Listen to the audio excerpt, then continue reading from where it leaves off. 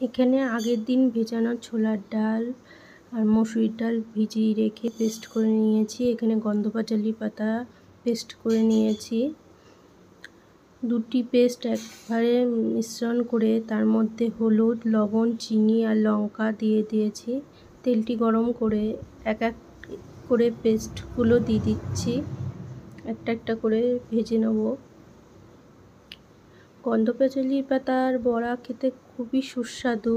কেউ যদি আমাকে জিজ্ঞাসা করে গন্ধপাচালি পাতার বড়ার থেকে কোনো গন্ধ বা খেতে তেতো লাগে, আমি বলবো একদমই না। খেতে কোনো বাজে লাগে না, খুবই সুস্বাদু লাগে। একবার ট্রাই করে দেখতে পারেন আপনারা, খুবই ভালো, খাওয়ার জন্যও খুব উপকারী। আমি শুনেছি ঠাকুমার কাছে যে গন্ধপাচালি পাতা খাওয়া শরীরের জন্য অনেক ভালো। হ্যাঁ, আমার এখানে বড়াগুলো দেখতে সুন্দর হয়নি, কিন্তু খেতে দারুণ হয়েছে।